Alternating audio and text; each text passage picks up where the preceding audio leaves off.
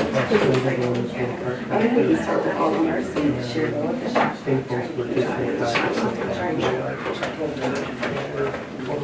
You want to bring Stacy up? I'm here, can anybody hear me? Yeah, we can. Stacy, can you hear us? Okay. Okay.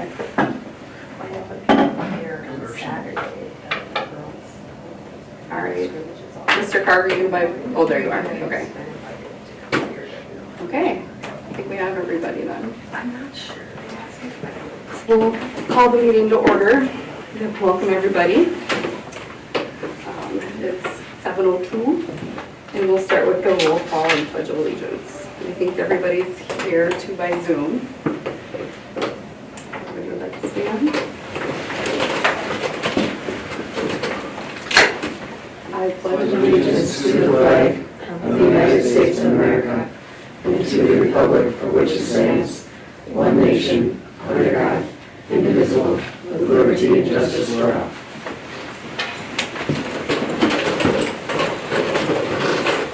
And next is to approve the meeting agenda, and I don't believe there was any changes with that. So moved to approve the agenda as presented. All right, motion by Greg, can I get a second, please? I'll second. And a second by Brenda. Is there any discussion? Any discussion? Is that when we get to talk? I'm sorry, I've never been to a meeting before. All right, see no discussion. All those in favor signify by saying aye. Aye. Aye. I, All right. Any opposed? Same sign. Motion carries. And now is the opportunity for visitors to address the board. Visitors may not discuss or share any private data or personal data at the school board meeting. Any student, program, or personnel concerns must be brought forth to the appropriate building administrator to be resolved. And then just as a reminder, a public comment period will be available for you to address the board directly with comments or concerns about topics within the board's control or discretion. Public comment is not meant to be a question and answer session, but rather an opportunity for you to make comments directly to the board. It's not the intent of the board or the administration to provide answers to questions raised during the period, but we will consider those comments and whether any future board action will be necessitated. And Jackie, did you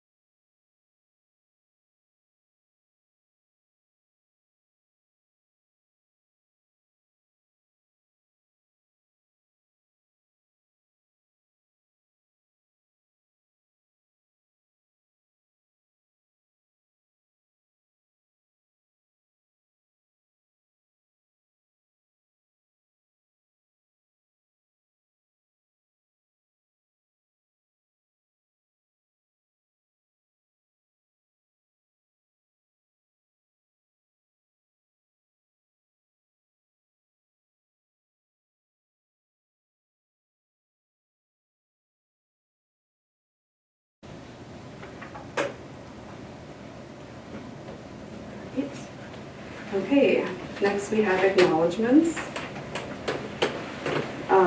All advisors and coaches and athletes and participants, all state ball student athletes, cross-country Section 8A academic team awards, boys silver, gold, or girls gold, state participant and named all-state academic Charlie Larson, and then volleyball, all-state team academic award gold, all-state academic Marie Backstrom, Claudia Garat, Tori Jubovich, and Ellie Welch. Do you have anything to add, Mr. Ford? No, I just want to say congratulations to all our student athletes and for thanking them for representing Pelican Rapids at events and other towns.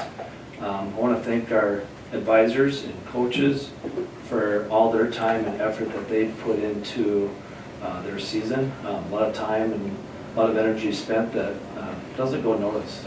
It's unnoticed, and we don't really see it all. So really appreciate all them. And you know what? We have a lot of people here that have some great awards that they've earned, and congratulations to all of them and all our other participants. Makes the fall a lot of fun when you can go to events in the evenings and things to do for the community. All right, thank you. And next we're going to move into administrative reports, and item A is the dedication request presentation. Mr. Craig Samuelson. Yeah. Where would you like me to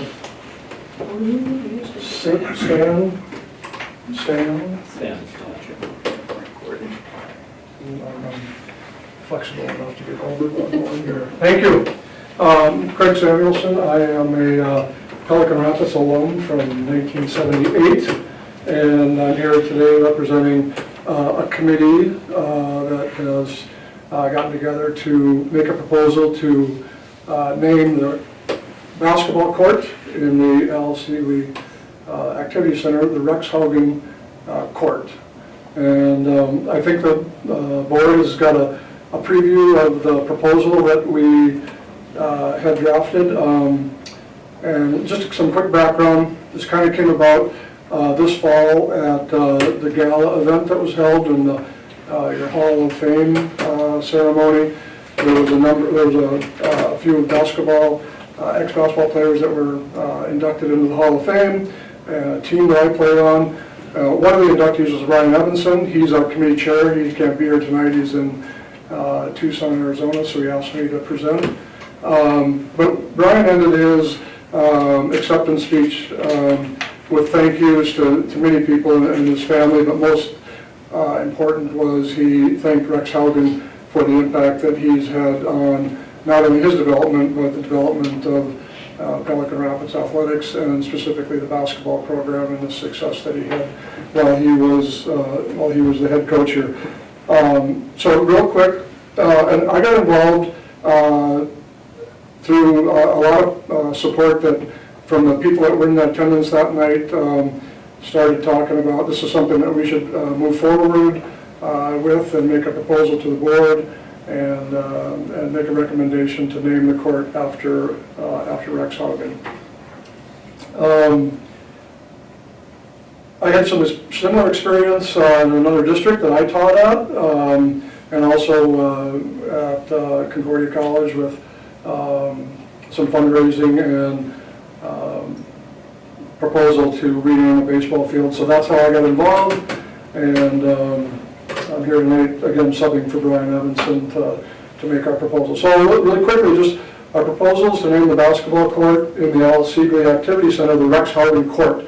The reason is to preserve and acknowledge greatness and Pelican Rapids history. Rex Haugen is a legend as a basketball coach in the Heart Lakes Conference and surrounding region. The achievements of his teams over his 31 years with 430 wins while coaching in Pelican Rapids has made Pelican a basketball school and town. Really based this recommendation off the name of the court off his longevity, his success, and the impact he had, not only on the students and players, but also the families involved, the community as a whole, and really the region that Rex really brought some achievement to the basketball program here. His coaching accomplishments, they were conference champions for 14 years, district or section champions, 8 of them, section and region champs 3 times, 3 state appearances, including a state championship in 1984 and a runner-up in 1977. He's won many coaching awards, was named Conference Coach of the Year 6 times, Region Coach 3 times. He's been inducted into the Minnesota Basketball Coaches Hall of Fame. He's also in the Mayville State University Coaches Hall of Fame, and he was inducted into the Pelican Hall of Fame in 2018. And if you have any history of Pelican Rapids basketball and the District 23 tournament, he really put Pelican on the map in almost a celebrity status. Not only coaching his teams and being successful, but he also was asked to be a commentator on the television broadcasts and really drew a lot of attention to Pelican Rapids. So his passion for basketball carried over to many second and third generation young men and women of our community. Many of our young ladies and men have that fire for basketball as daughters and sons of former players, and we encourage you to honor the greatness and excellence by placing Rex Haugen's name on the Pelican Rapids basketball court. Thank you for your consideration. If you also saw the proposal, Brian, do they have, okay.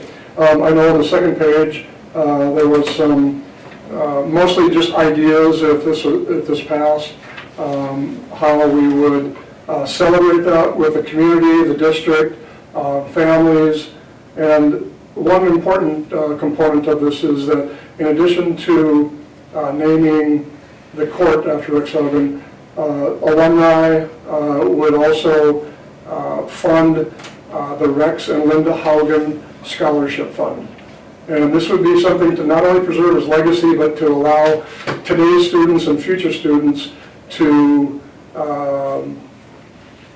be a champion of Rex and Linda Haugen's name as well. So to the point of involving everybody in the community, we want this to be a celebration that everybody in the community can be involved in, and not only for the past, but also for what's ahead. So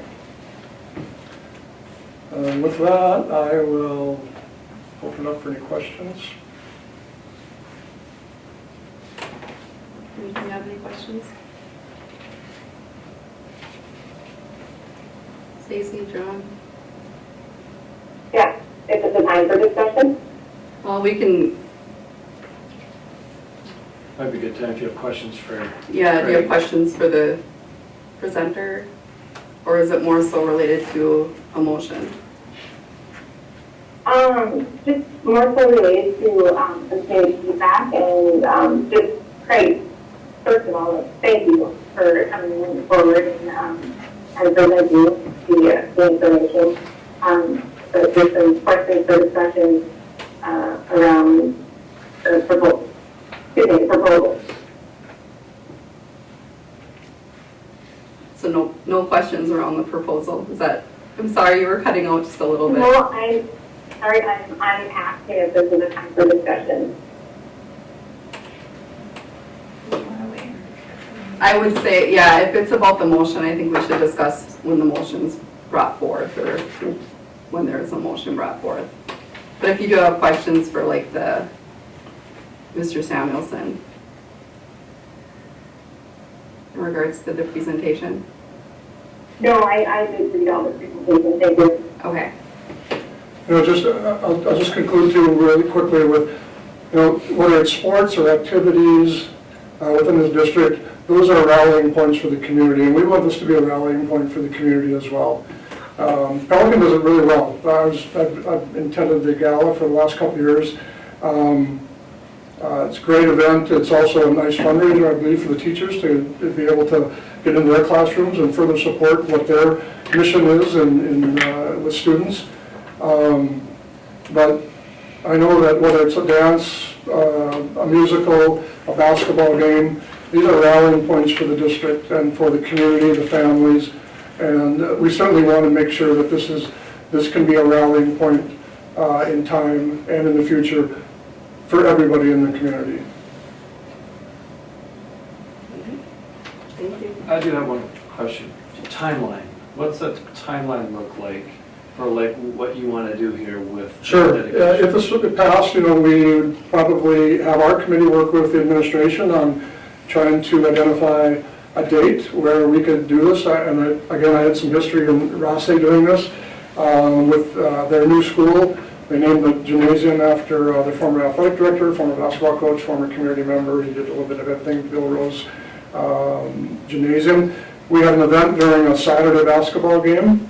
Drew in a lot of alumni, a lot of former teachers, the entire community. It was a great celebration, and I think that was kind of a template for what we could do here as well. So our committee has talked a little bit about a possible date, which is at the end of the basketball season to do this. Gives us some time to plan, gives it an opportunity for people to get it on their schedule, and really, again, involve the entire community in the event. Does that answer? Yep. Okay. Thank you. All right, item B, elementary principal and athletic director, Mr. Nelson. Enrollment, we're at 428, which is up from October. Yesterday, thanks to Mother Nature with the nice weather, we were able to complete our 5th fire drill of the year, so we have all our fire drills done. Back in October, the title teachers had their Title I book bingo night. We had 40 students and 28 or 23 parents that participated. Thank you to the title teachers for putting that on.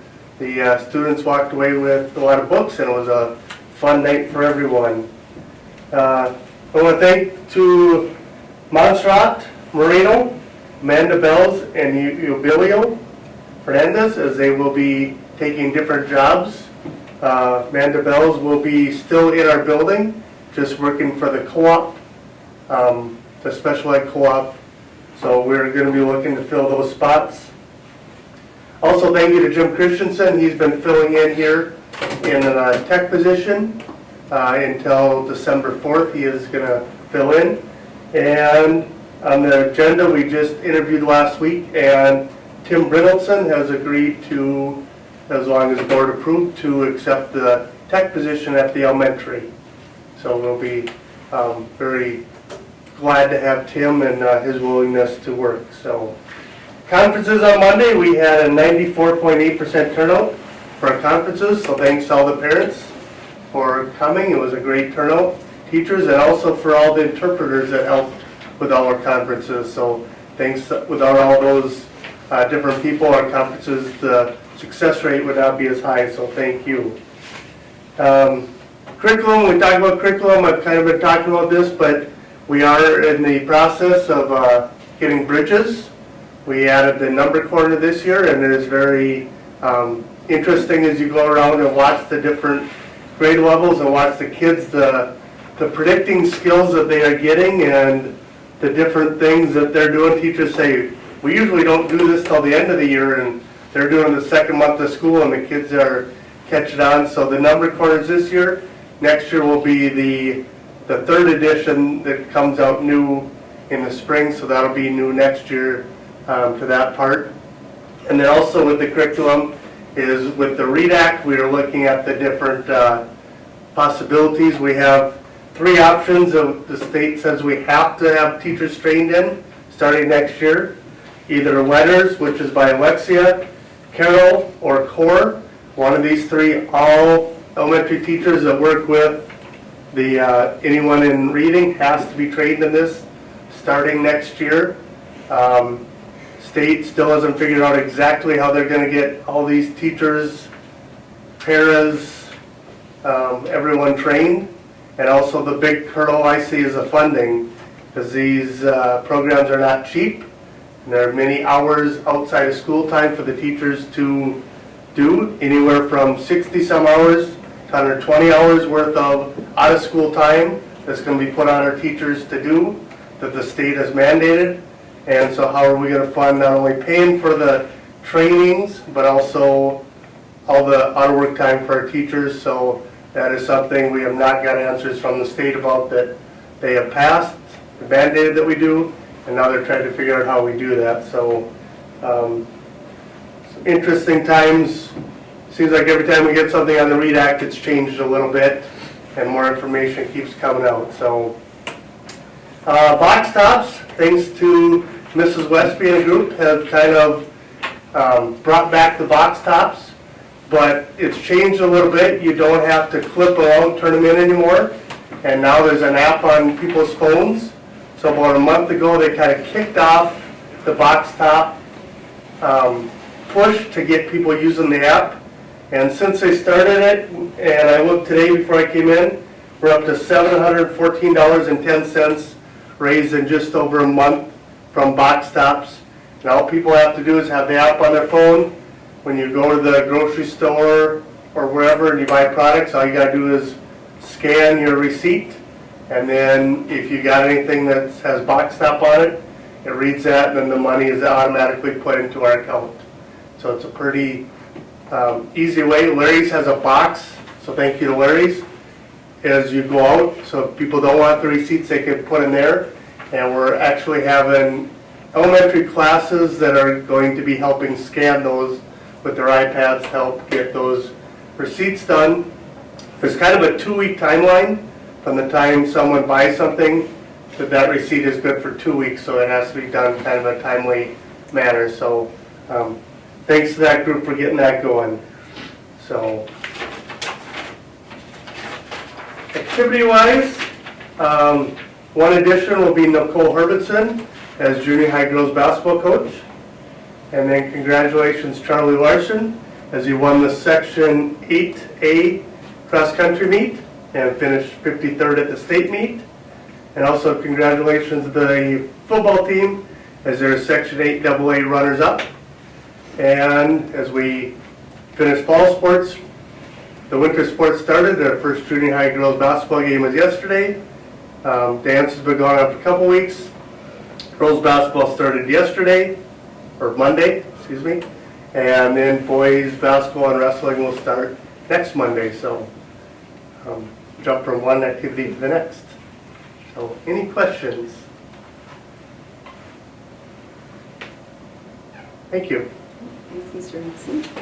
And up next, we have our high school principal, Mrs. Laura Januszewski. Student enrollment, so see we're down just a couple of students from October. We're at 403. November 3rd was the end of quarter 1. We had parent-teacher conferences on Monday from 1 to 7. We took the week before to identify some at-risk students, and between Mrs. Lage, myself, and Mr. Brugman, we contacted them to try to schedule appointments to get them to come in. Mrs. Lage tends to focus on at-risk seniors and juniors when she's making those phone calls. But we also sent out Viking Student Success cards to students that we felt like would be a good option for them. And then I also sent home athletic eligibility letters to students that are not meeting our criteria for being eligible or on probation. November 6th was a staff development day.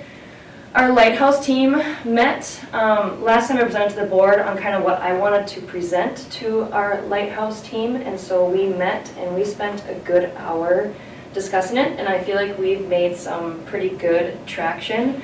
We are going to focus on grade 7 in our upcoming meetings and really try to figure out how do we help 7th graders get really good at procedures and organizing their life, their academics. We came up with a plan. I'm going to meet with the press and we're going to work on a weekly planner for 7th graders and really try to get them to focus on their big rocks for the week. What do you have going on? What do you want your week to look like? And so the idea to unify grade level teachers there is that they will spend time each day helping students make sure they're filling out their planners. So more to come there. We had PLCs and BLT meetings. STAR assessment training was for our English teachers in grades 7 and 8. This has been a pretty valuable training. We've really started to look at data and make sure that we are putting interventions in the right spots. We also did this for math and our ELL students, and so I feel like that's going pretty well. It was kind of our reaction to the READ Act. The elementary currently is using STAR, and our thought was we'd like to try to continue it with interventions and more data on interventions here. So it's gone really well thanks to the staff that has done the training for that. Staff meeting, when they get together, I like to give them a chance to talk about what they want to continue, change, and stop. It's just good feedback for myself, Mr. Brugman, and our staff as a whole. I remind them that they're suggestions. They're not always things that we will change, but it's a good time for them to voice some of those thoughts. The Music Man, big thank you to Mr. and Mrs. Brown for creating a really great community event. If you happen to go to the Music Man, the seats were full every single night, and that was pretty cool to see the community come together. There was 80 cast members and stagehands from the elementary, the high school, and the community, so just a really great event for Pelican Rapids. Last Friday, our Minnesota Honor Society hosted its annual blood drive, so thank you to Mrs. Breen and her students for hosting and organizing that. She was also generous in that she had those students also help me with our Veterans Day program and breakfast that we had on Friday as well. It was a busy morning at the high school. But Mrs. Kalsrud and Mr. Steves came to me, I don't know, a few weeks ago and thought we should honor veterans with a program and breakfast, and their vision really came to life with the help of her staff, Mr. Fitzsimmons. We did a really nice entrance for the veterans as they came into the program with his pep band. Mr. Biles and his chamber choir sang a couple of songs and then did a fun little a cappella song as they came out. It was just a really great event for veterans. We had really good feedback from them. Be the Light things, just some fun things that are going on at the high school. Mrs. Morshing, one of our paras, is working on a Viking cafe with our special education students. It's an opportunity for them to work on some work skills, so that will kick off this Friday. Channel 2 had 700 viewers from our volleyball section game a few weeks ago, but it's fun to see big numbers like that watching from afar, even if they're not in the bleachers. And then Viking Student Success is open Mondays and Wednesdays after school to our students, and Mrs. Soley is running that for students. Upcoming tomorrow night, we have the fall band concert. Next Tuesday is our fall choir concert.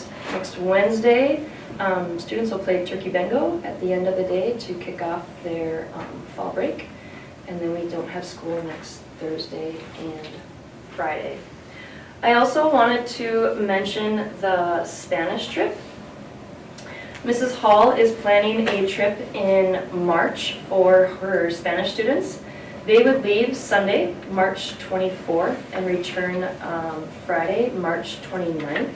Their plan is to bus to San Antonio, and she has an itinerary all laid out for them. They would do a Riverwalk cruise, go to the zoo, visit the Alamo, shop at El Mercado, and then on their way back, they would also go to Corpus Christi to visit the USS Lexington, and then make their way through Oklahoma City to see the National Museum and Memorial, and then arrive back home on Friday the 30th. She will bring students in at our January or February meeting to talk more about that event, but she's done a really great job of that. And then lastly, our curriculum cycle.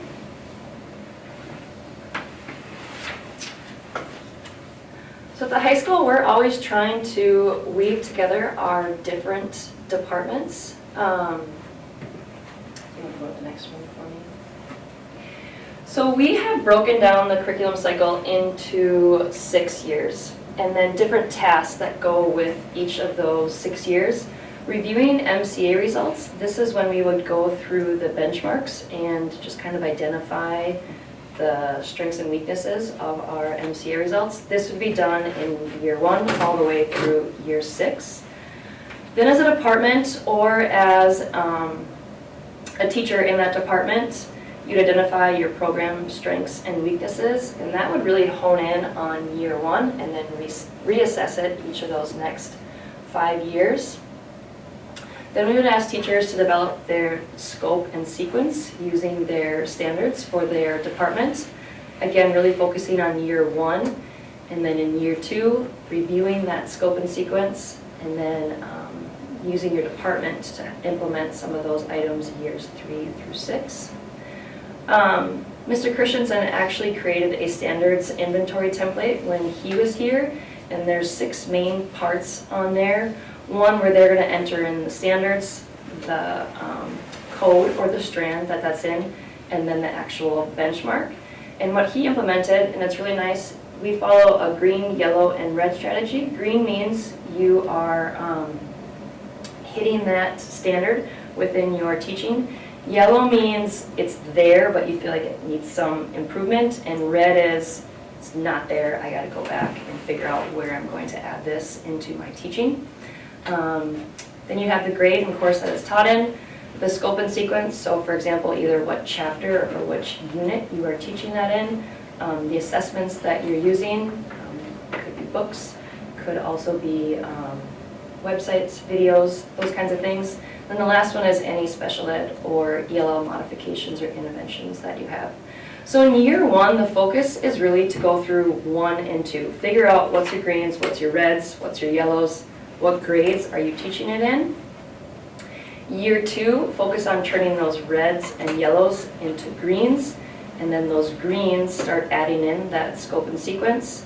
So that by year 3, we call that implementation year. You have all greens, your greens, you have your scope and sequence going, and then you are working through years 4 and 6 to get your template really into maintenance mode, where you're just updating some of the changes that you're doing as you go on. Year 1, you would be researching any needs that you have. So for some teachers, this might be new books, it could be technology that you need, it could be supplies or equipment. Working with administration for approval on those budget needs, and then developing your curriculum. And all those, really when you're in years 2 through 6, you are implementing, piloting, and reviewing. So if you'd go to the next slide. This will kind of give you the outline of what it looks like. So this year, science is in year 1. And so we would go through this checklist with them in the fall, and then we'll revisit it in the spring, and then in those in-between workshops, they would have department meetings to really kind of go over these things. But you'll see that year 1, year 2, and year 3 are kind of those development stages, so that by year 2, when you are at green, you for the most part have your standards template going. We have some subjects, like for example CTE, Mr. Marsh, Mrs. King, Mr. Larson, they teach a lot of classes, and so this is very cumbersome. And so we try to work with them to slow it down a little bit. They have 6, 8, sometimes 9 classes that they're doing this for, and that gets to be a lot. But they do also go through something called program approval, and that's what gets us funding through some dollars called Perkins. So they kind of go through a curriculum cycle, I would say twice, when they do this program approval with the COLA. Questions on our cycle? A lot of this was created by Mr. Christensen, and I was very fortunate to have some of this ready for me. We've adapted a little bit of it, just with when standards have been changed or implemented. Thank you. Thank you. Okay, item D, our student school board reps, Miss Ellie Welch and Mr. Eduardo Sanchez. Who's going first? I'll probably go first. Yeah. I'm gonna talk a little bit about October since we missed that meeting last month. So first, right at the beginning, Eddie and myself, along with a few other students, visited residents at Pelican Valley Senior Living. And we gave them like a schedule of all the activities that are going on with a link on the bottom to watch them online if they would like, and then also a Vikings fridge magnet. So it was fun to see all of them, and they were very happy with the gifts that we gave them.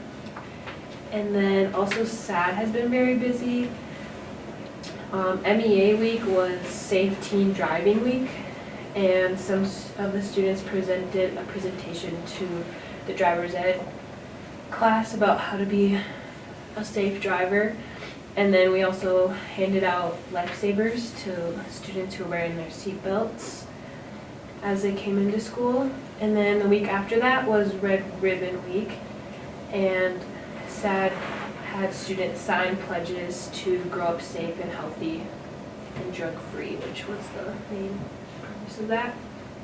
And then we also had Taco Tuesdays in October, which I think Ms. J already kind of talked about, but it kind of just got students thinking a little bit about their future, whether it be the seniors who probably need to know kind of soon, or even the 7th graders kind of thinking maybe about it for the first time. And yeah, that's all I have.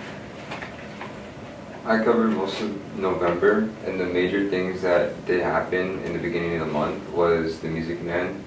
It was hosted by Mr. Brown and Miss Brown, and there was 18 students, 8 teachers, and the superintendent himself were in the fall play, The Music Man. They performed for 3 consecutive days, November 8th through the 10th. It was very successful, like Ms. J was saying, with a full house all 3 days. The week before that, the seniors went on the career fair held in Fergus Falls M-State campus to explore potential future careers. And with fall sports ending with major success and winter sports starting, students are more than prepared to take on the winter sports season. The chamber choir also sang the Star Spangled Banner on the Veterans Day. They concluded the program with the song, the Patriot Anthem, and a band concert for grades 7 through 12 will be held November 16th for upcoming events. The choir concert for grades 7 through 12 will also be performed on November 21st. And that is all. Thank you. Any questions for student reps?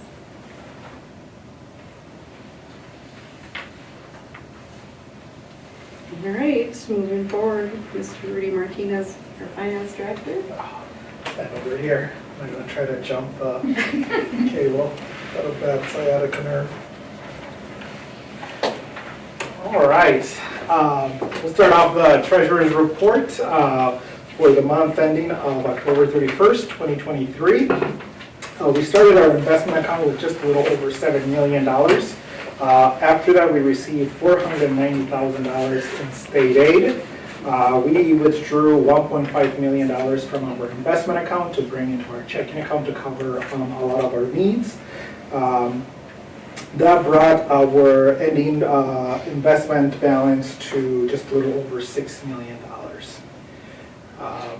Cash flow for the rest of the operating funds, we had total accounts, total deposits into our checking account of $2.9 million. Half of that was the $1.5 million that we withdrew from our investment account.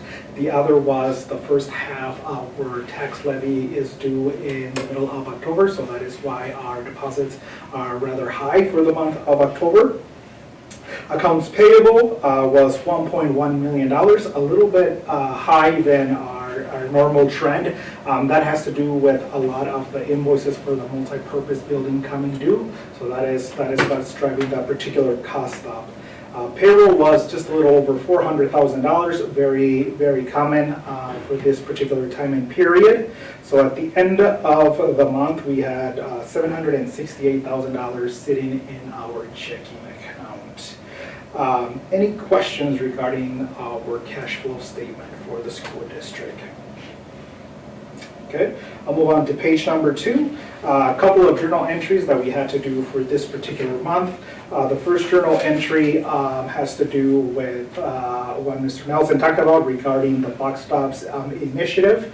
It has been a program that has been going on in the school district for many, many years.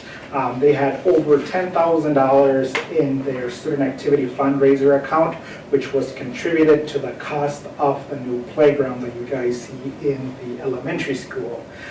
So thank you to Ruth Holmgren and a lot of the other folks that came before the current people that are driving those efforts now. So with that, they asked us to move $10,000 from the Box Tops Fund into the playground equipment. So that is the first journal entry that you see there.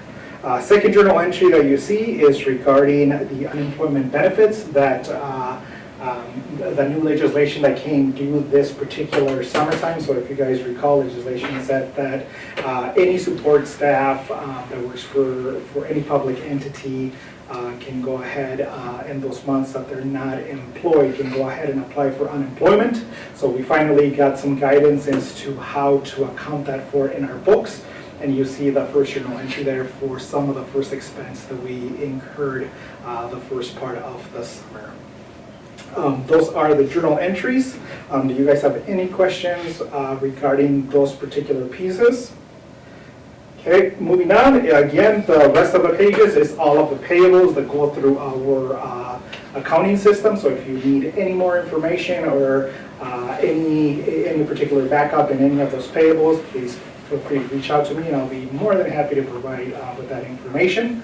That is all regarding the treasurer's report. Big items that are coming up for the board meeting in December is we have our truth in taxation.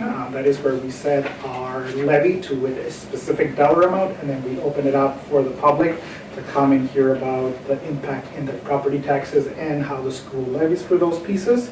Another piece that will be big in the December board meeting is the audit presentation and the acceptance of our fiscal audit. Today I just engaged for the last time with our auditors. Everything is going great and as expected we're landing right exactly where we had projected.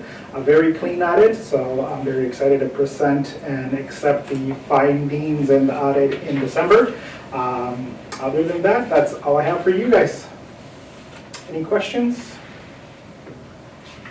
All right, thank you. Thank you. All right, moving on to our superintendent, Mr. Park. Yeah, I got a few items here. I think our principals did a good job of recapping November 6th staff workshop. Just want to thank you for the support to give teachers time throughout the school year to work with their, if it's their grade level, if it's their departments, if it's their PLCs, things like that. So time is nice for them. They talked a little bit about, or a lot of things about what they did. A couple things that I just want to reiterate, you know, they had to also keep up with paperwork, grading, posting their grades, planning. So those are days that are very beneficial for our teachers, so thank you for that. Township meetings, we're all done. Completed 18 township meetings, started in August, finished in late October. So just a few things, I just want to recap some of the topics that were discussed at township meetings. We talked about bus routes. Some of the townships were interested of where are we going for our bus routes when we go into their township. The reason is because they want to get those roads plowed. So that communication was nice to have with them. One township board talked about seeing if we would look into a storm shelter and look into funding for a storm shelter. So that was a good discussion. There was discussions about our finances, where are we at? They had questions about where we're at financially, so we were able to share about our fund balance and share the good news at this time, so that's good. I learned about a township scholarship. That was nice. So now we have another scholarship opportunity for our students to apply. Another topic was our enrollment. They were concerned about and had questions about our enrollment. Where are we at? Is it going down, going up, things like that.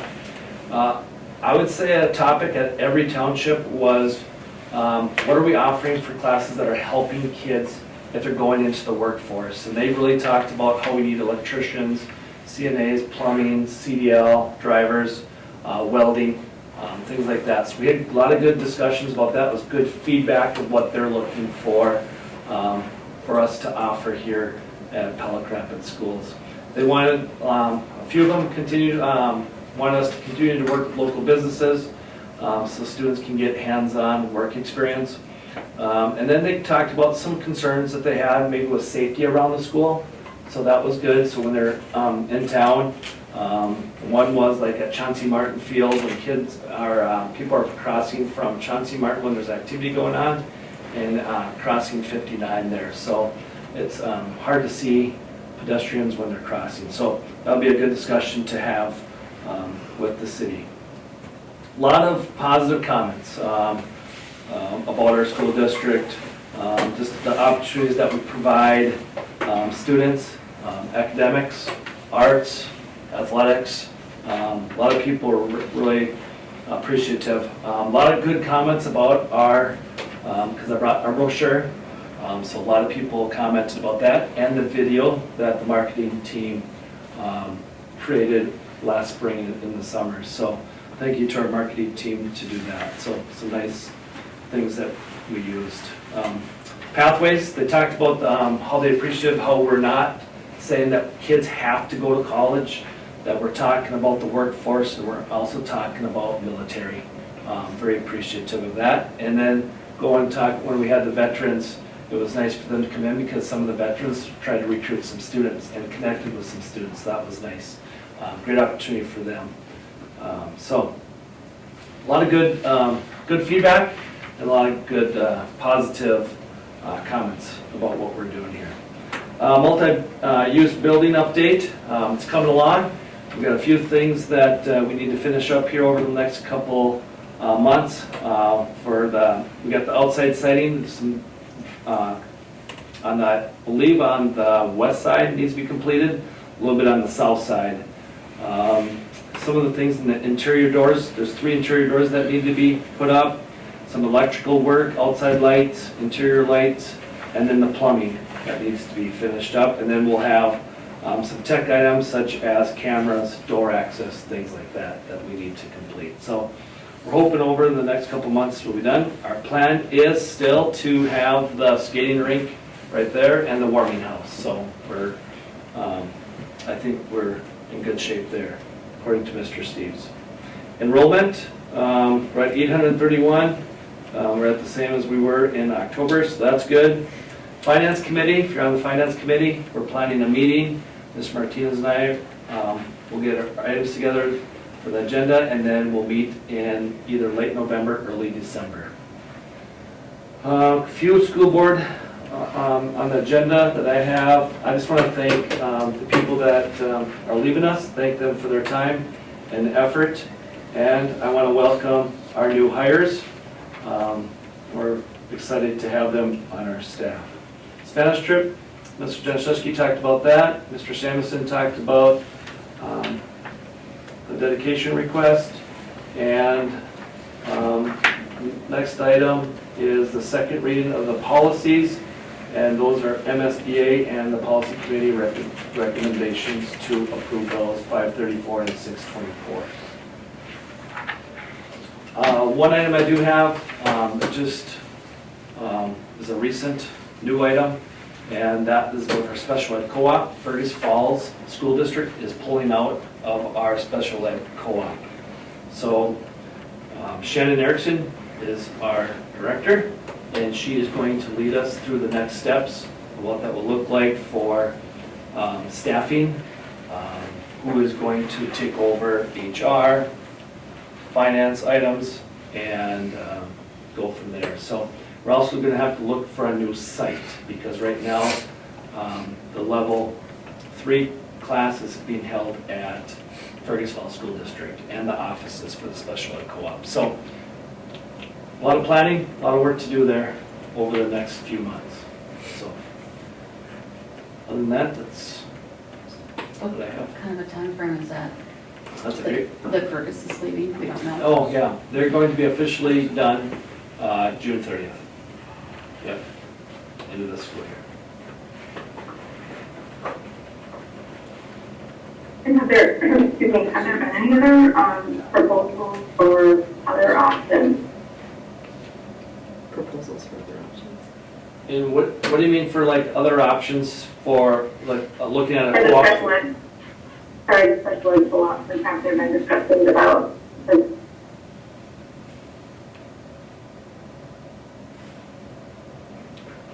Clarify what you're looking for. Sorry, I was just wondering if there's like is there, people gonna need replacements, or what's gonna happen when Fergus Falls pulls out? Yeah, so with Fergus Falls pulling out, you have to look at staffing because so many of the staff really worked in the Fergus Falls schools. So what they're waiting for, was discussed at the last meeting, was Fergus Falls is gonna let the co-op know like what positions they're gonna have. And they're gonna talk to the staff who wanna remain with them. So a lot of that has to be worked out. Where are staff going? Are they gonna go to apply for these positions? And then what positions will we have open? So those are questions that we had at the meeting, and then that's what Shannon Erickson is leading us for our next meeting. She's gonna have a lot of questions and some answers for us, but for us to continue to move forward. She's also set up a committee that will work with helping with staffing and negotiating with staff, what those positions would be.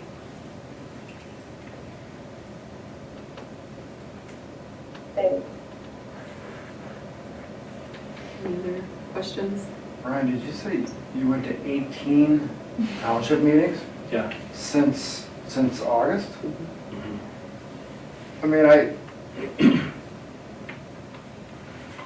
I know I'm not overestimating this, but that is, I mean, in my opinion, absolutely fantastic.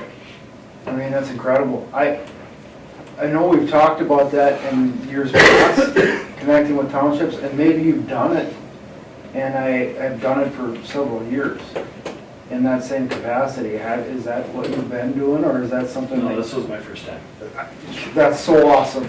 I mean, that's a big, to me, that's just a, you know, we can talk about all kinds of different things, but being able, the time and the unpredictable nature of those types of meetings and your willingness to go to them speaks volumes, in my opinion, to sharing and being as open as we can to as many people. I mean, I know 18 townships, I'm assuming, I don't know how many townships we have in the district, is that all of them?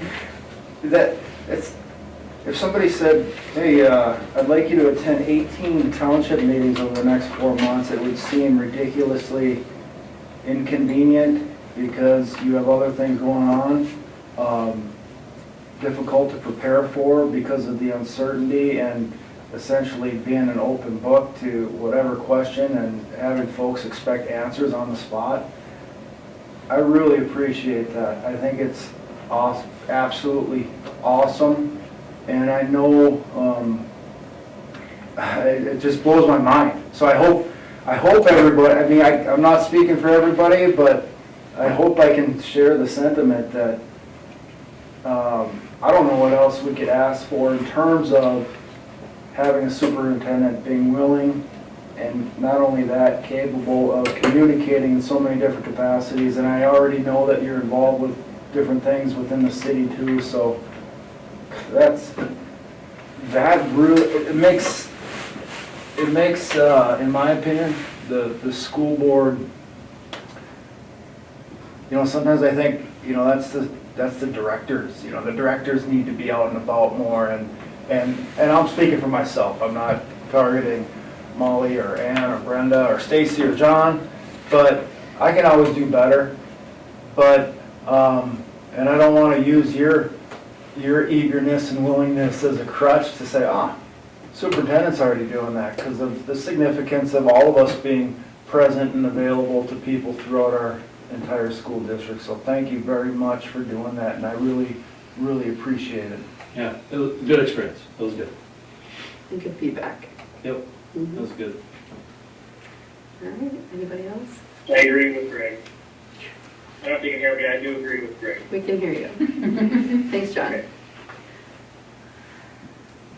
All right, moving forward to the consent items. Item A, approve board minutes, October 18th, 2023 regular meeting. B, financial claims, October bills. C, treasurer's report. D, accept donations, student accounts, $60, Laura Klimek. Viking Boutique, $60, Laura Klimek. Viking Boutique, $500, Trinity Lutheran Church. Turkey dinner donation.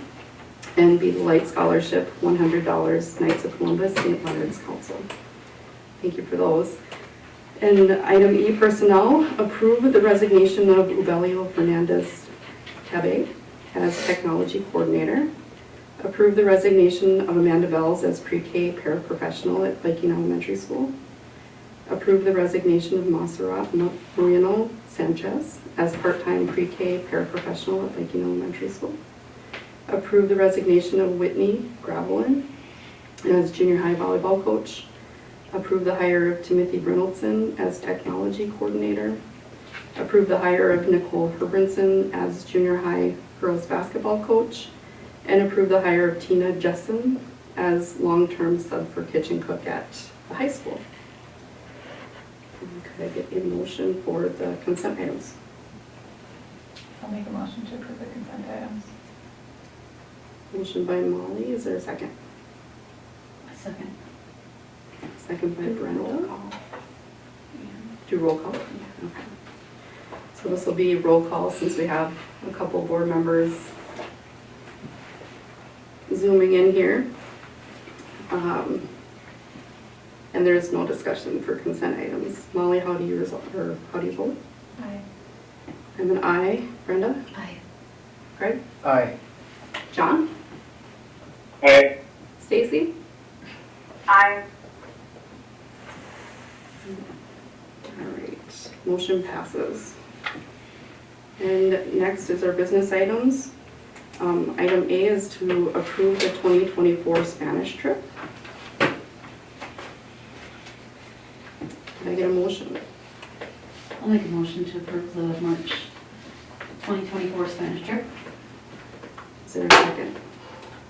I'll second. Has there been a motion? I'll second. Oh, we got one. Sorry, Molly. Yep, Molly made the second. All right. Okay. Is there any discussion? Any discussion? Any discussion? All right, and we'll do roll call again then. Molly? Aye. Aye. Brenda? Aye. Greg? Aye. Stacy?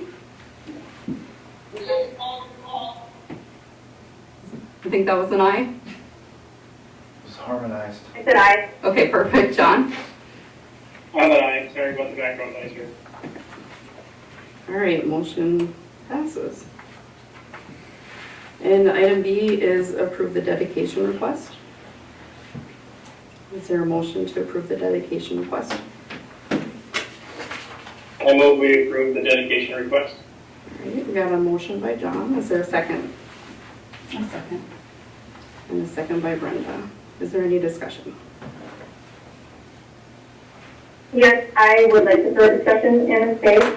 And Craig and committee, I first want to say thank you so much for bringing it forward. I just want to put the discussion in the space that there has been community feedback, and I think as a board, we need to do our due diligence and processing that community feedback and responding to that community feedback, and just taking a little more time with that decision before we move forward. So again, that's not to say that it should or shouldn't, or taking names out of the equation.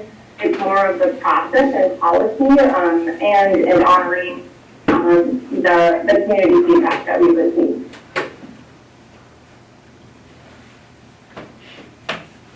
Okay. Was everybody able to understand? Okay.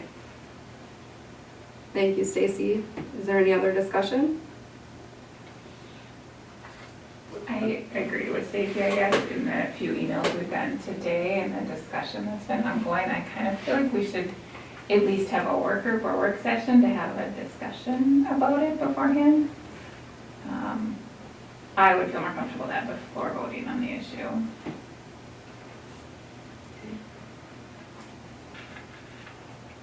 And is there any other discussion?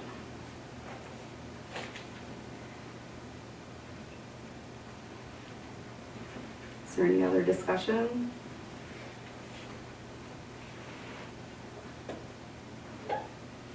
I guess I just want to voice my support for the motion.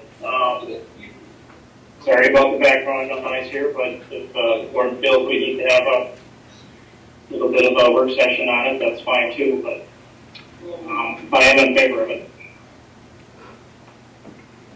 Okay, is there any other discussion?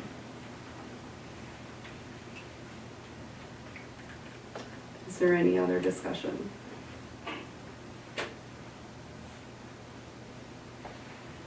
Is there any other discussion?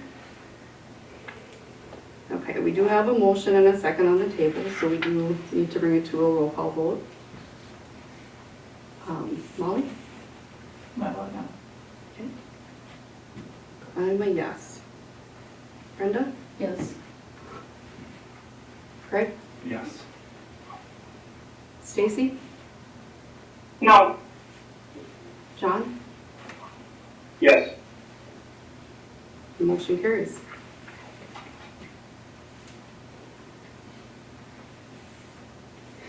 All right, next item up is approve the second reading of the following policies. Policy 534, school meals policy, and 624, online learning.